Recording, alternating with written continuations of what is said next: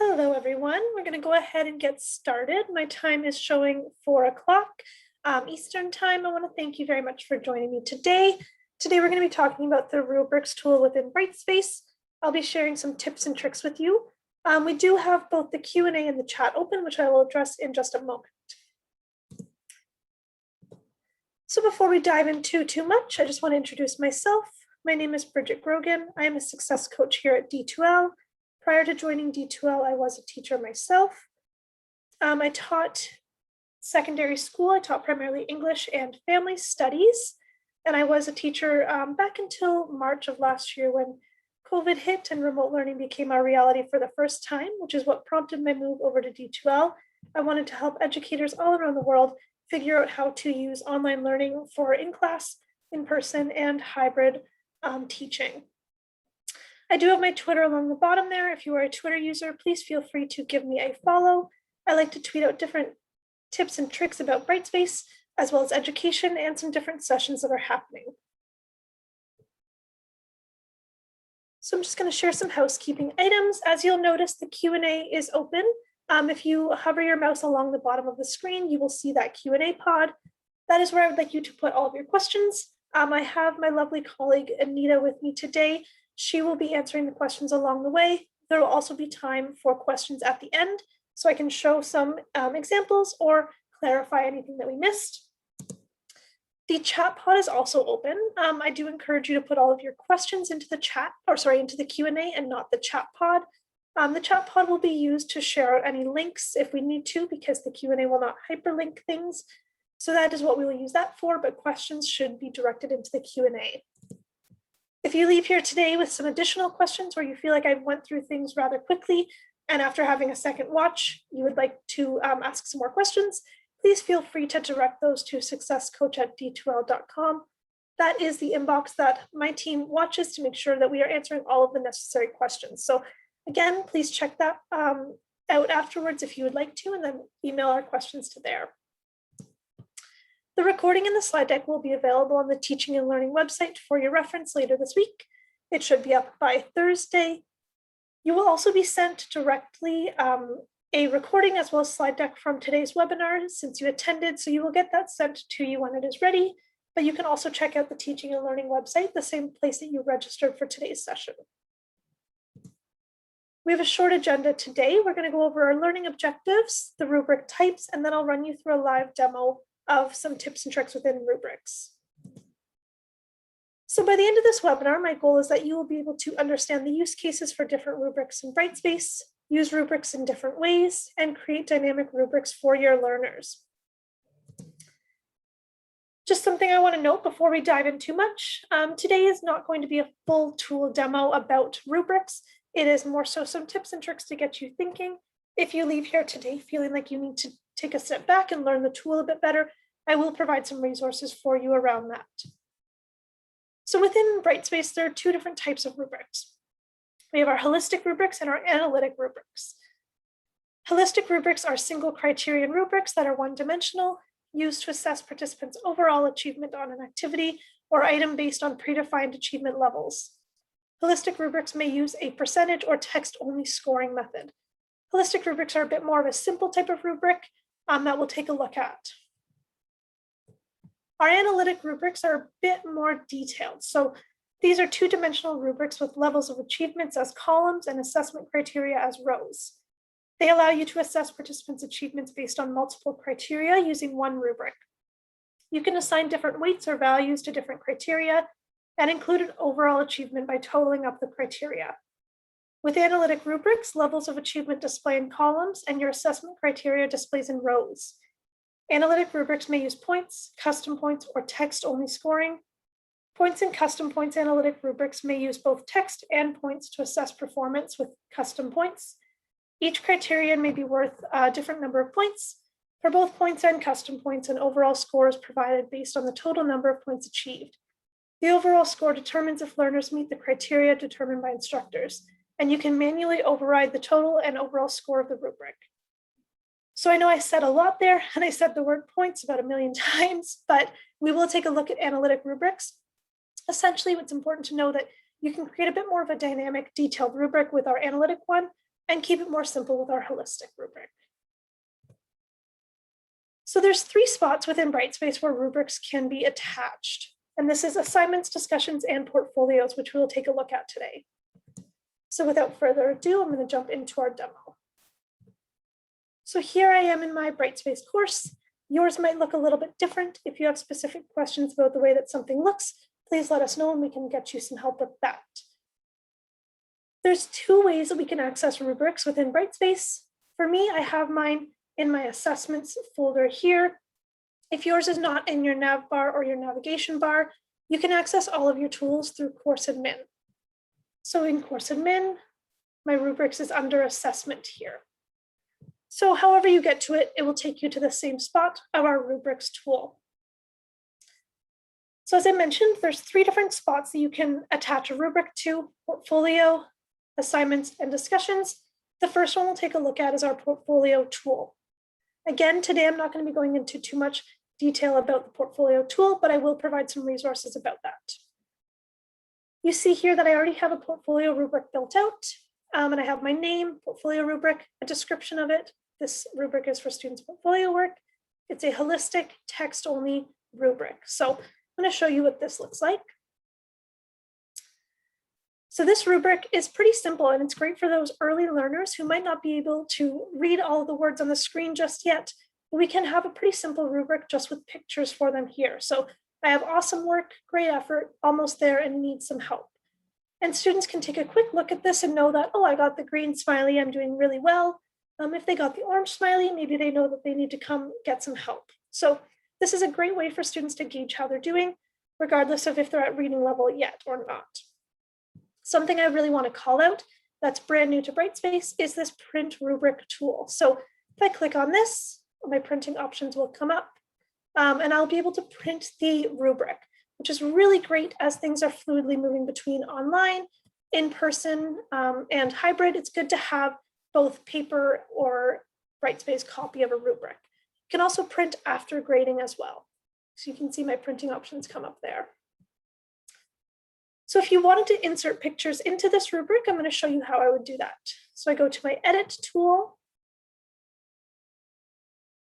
and it's pretty simple. So all you need to do is click into the box that you would like to add the picture to, click on our great insert stuff button here. A bunch of options will come up. You'll see there's other things you can add in, which we'll take another look at in a bit. And click on my computer, and here you can pull up pictures right from your computer. So you should have the pictures already saved on your computer, and then you can pull those in. Okay, so I'm going to show you how you can add this to a portfolio item. So I'm going to go into my portfolio tool. And once it loads, perfect. I can see that my student Winnie has a beautiful picture of a dog that she's submitted here, so I can click into this. One thing I will note about grading portfolio work, it cannot be linked to a gradebook, so it is great for this holistic rubric just to have a progress check for students and to let them know how they're doing informally along the way. Also, something to note about portfolio, because students are submitting their own evidence, you cannot attach a bulk rubric to portfolio as a whole. You do need to go individually to the items.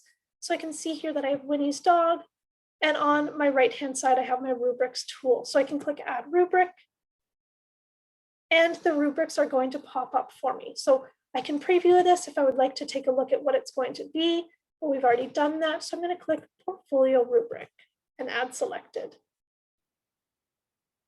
And then I can grade Winnie's work right from here. So I can either pull it up with the little arrow there and grade it in a larger screen, or if I would like to and just have this scale, I can have a drop down and pull along the scale here. So I can have good effort there for Winnie with her rubric. I can close that up, and then I've graded her work there. If you'd like to add additional rubrics, you can do that as well and continue to build out the evidence as you would like to. We're going to jump back into our rubrics tool. Now that we've taken a look at the first thing, which is portfolio, we're going to take a look at our discussions tool and how you can attach a rubric to that. So the rubric that I've created for this is this presentation rubric. So you can use this kind of rubric for different presentations. As you can see, it is an analytic with points rubric. If I go again into my preview, to show you what this looks like, you'll see that I've created a different type of rubric here. So another great thing with rubrics is that you can use video note right within the rubrics to explain to students exactly how they need to achieve these levels. So this is great for something like a presentation where maybe students have to complete a video note for their presentation. It's great for them to hear verbally exactly what you'd like them to do. You could even do an example of a presentation right within there. So if I wanted to play this one, I could click on it. Hi students, to receive a my face comes up there. We don't need to watch the whole thing, but you can go into detail about how you would like students to achieve that level. To create this presentation rubric with the video note, it's again the same process we had for the inserting pictures. So I'm going to go to my chevron and edit. You can see that this rubric does look a little bit different because it is analytic with points, whereas before we were looking at our holistic one. We will take a look at that in just a second.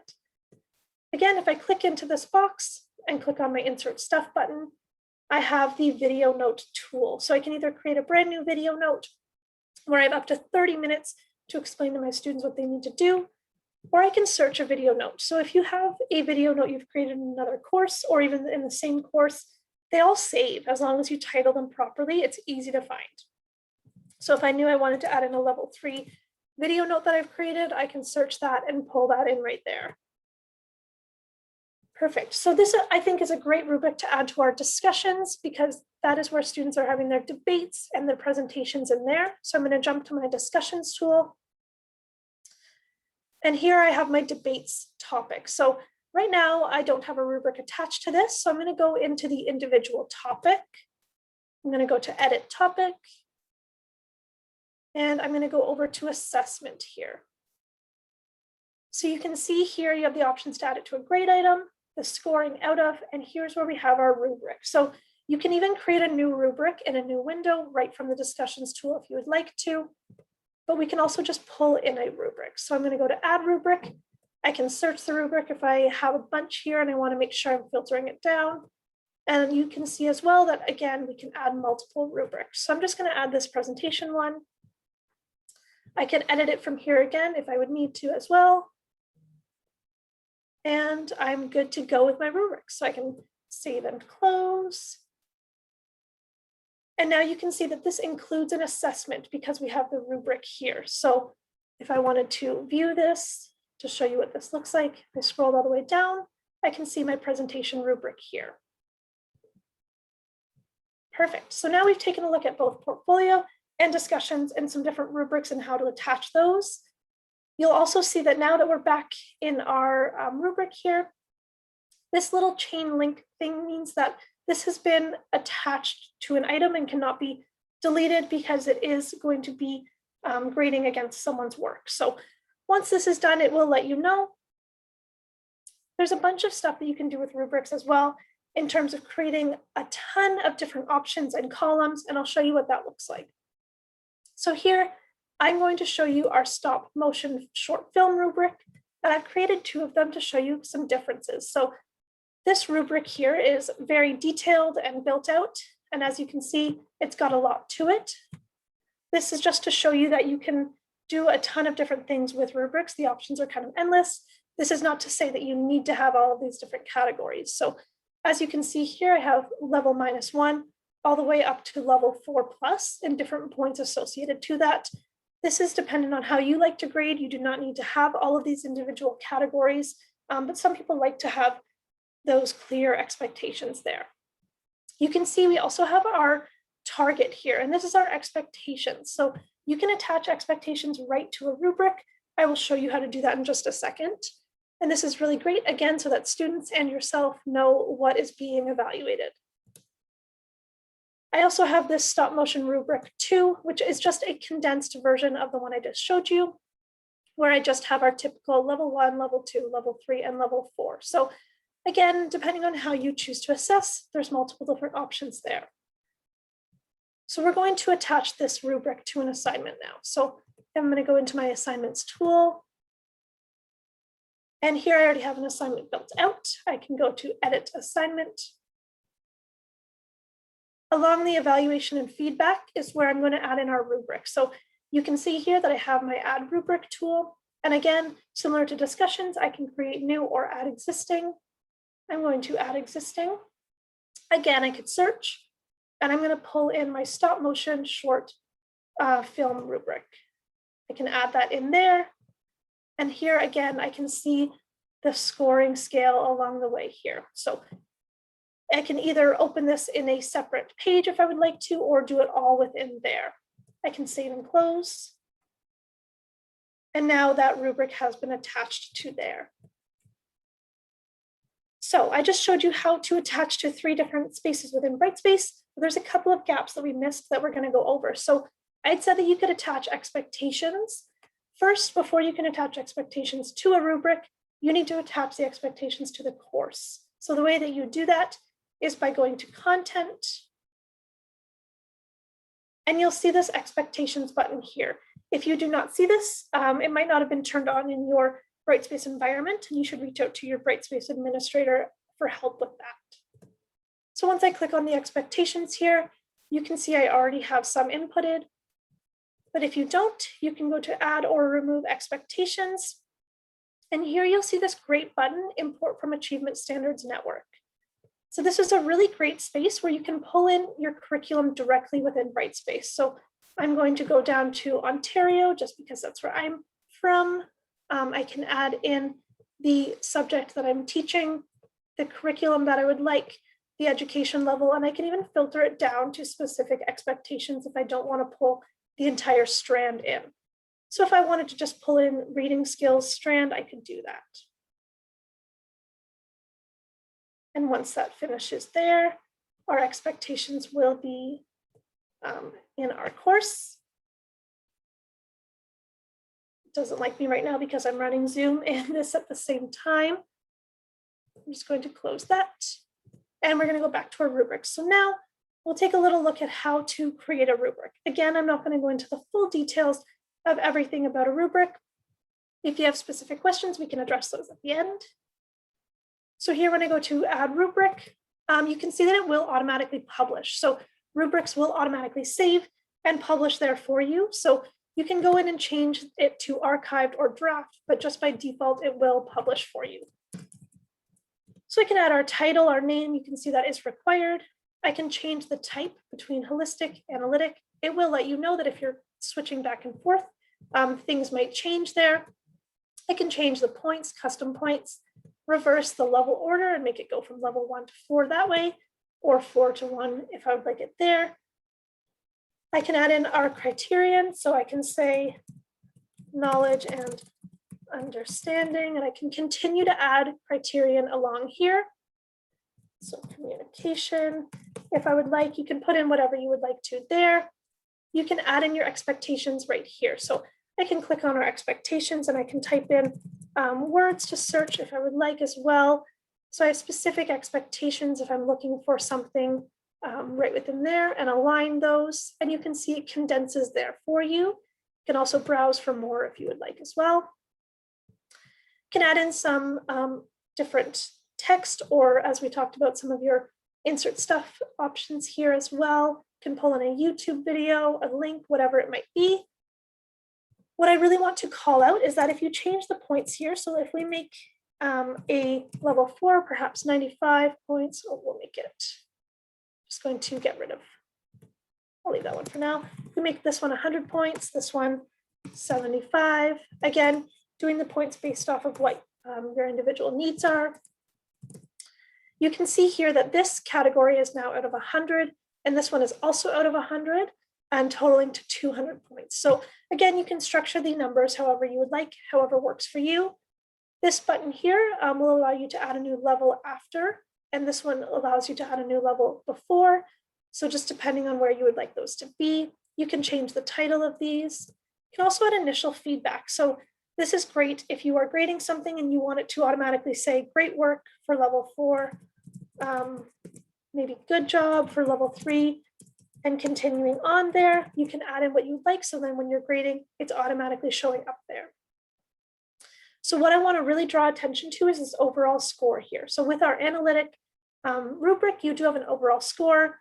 You'll see here that our total says 200, but here it's saying our overall score is 3 or more. So This does need to be manually adjusted by you, just making sure that you know that.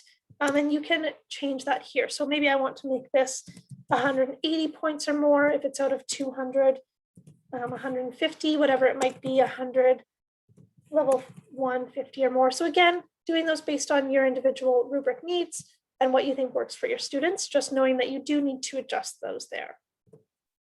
Some of our options here, you can make it automatically visible to students or hidden until feedback is published. You can also hide the scores from students. And here's where you can add in that description that I had showed earlier. So as it automatically publishes, we can exit out of there. And here's that rubric that we just quickly created. So as you can see, again, we have our expectations there. Okay, so I'm going to jump back into our PowerPoint here. And I know we went through that very quickly, and I'm happy to answer any questions. And please know as well that this was recorded, and you can watch this recording after today's session as well. I'm just going to exit out of that. It doesn't like me sharing the full screen right now. So today we talked about the different use cases for rubrics within Brightspace, how you can use rubrics in some different ways, and how to create some dynamic rubrics for your learners.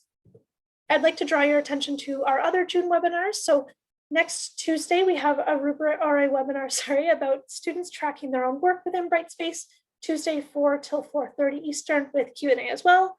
June 15th, we have a really exciting webinar where we have 2 teachers who teach grade 1 and grade 2 to talk to us about how they use Brightspace for their younger learners. I'd like to share with you some resources here, just some different Brightspace resources as well as some specific rubric ones. I'd like to draw your attention to our guided training, which is a great space for you to go to take a step back and learn some more about rubrics before diving in completely if you think you need some more of the tool training there. And at this point, I will take some questions. And I want to thank you very much for joining today, and I hope that we can answer some of your questions. So Anita, is there anything right now that we need to answer? Yeah, so there's one question from Sandra. She was just asking, and I just wanted to open it up because I think a lot of the attendees could benefit from it. Is there a tutorial available to practice and get familiar with all the tools? So I was just going to put the Brightspace community into the chat for everyone to go to. That's a great place to get familiar with tools, and there's a bunch of tutorials. There's also a YouTube channel called Brightspace Tutorials. And you can see, it's nice to watch a video and you can pause it, as well as this recording will be available on the teaching and learning website. So Bridget, if you don't mind just going through a few of those options. Yeah, that's great. Great question. So yeah, there are a lot of different options for getting more comfortable with Brightspace because it's an extremely overwhelming environment if you haven't spent a ton of time in there. And I know that this year hasn't really allowed for much time to learn all of these tools. So as Anita mentioned, we have the Brightspace community, which is where you can find that Brightspace guided training that we talked about. And you can create a free community account. There's also now some guided tours in there as well, which allows you to have a deeper look and take some more time at these tools. We have our teaching and learning webinars, which is like the one you came to today. So there's a bunch of different resources there as well. And really the best way to learn and spend some time within Brightspace is to really just play around with it. Try some different things, create some stuff, maybe throughout the summer if you have some time, go in and create something and delete it, and just get familiar with the tools after watching the guided training webinars or some of our webinars as well. Thanks, Bridget. I just put those into the chat for everyone to copy. Awesome, thank you. And so far, there aren't any other questions. That's great. Just while we're waiting, I can share one more tip, one more view of rubrics, just as we're waiting for some questions to come in. Sometimes it might be tricky to know what this rubric looks like for students. So perhaps you've seen it from your side, but you're not sure what it looks like for the students. I can take a second and show you what this looks like from the student's perspective. So now I worked my Brightspace magic and I'm in here as a student. And one space we added a rubric with discussion. So if I went in here as a, I'll show the assignments one just because I'm in as a general student. I can go into my stop motion here and I can see my rubric right within this assignment. So I can see everything that I'm going to be graded on. I can take a look at my expectations. I can hide the rubric if I would like to and get a deeper look at our expectations here. So it really lets students know exactly what they need to do for their assignment.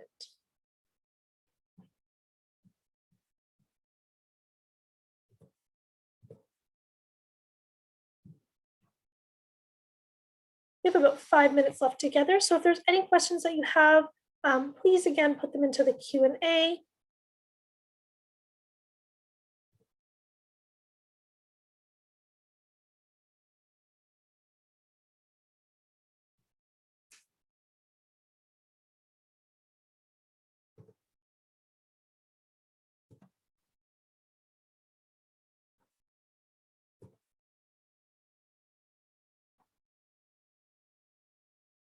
Again, as we were waiting, Anita, please feel free to cut me off at any point, but I will share another fun little tip and trick about rubrics.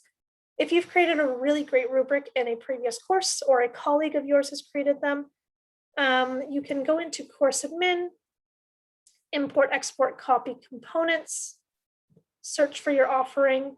And you do have to have this availability. If you don't, please contact your Brightspace administrator. Search for the course, add the selected course that you're interested in, select the components that you would like to pull in. And you can go either, you can see there's a bunch here. We're going to go down to rubrics, and I can even select the individual items or all of the items and pull those in there. Sorry, I just see there's another question that came in. Question, yeah, I was just going to bring it to your attention. Yeah, for sure. So someone's asking, unrelated to rubrics, but I noticed on the Google widgets on the last home screen, is the same widget available for Microsoft tools? I'm not sure if we're able to answer this or if we need to get back to the person about it. Yeah, so this one, there is the Microsoft integrations as well. As you can see, I think I have them on the home screen here, the Google ones.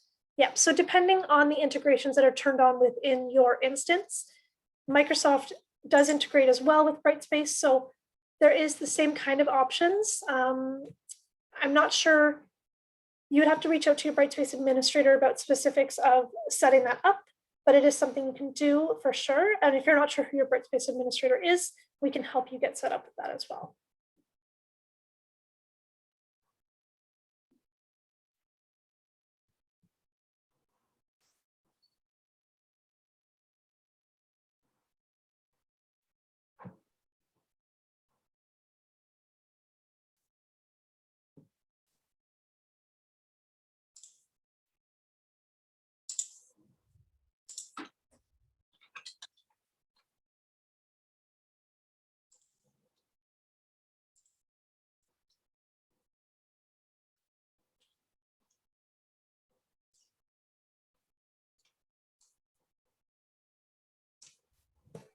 Just with our last 2 minutes here, again, please feel free to put in any questions.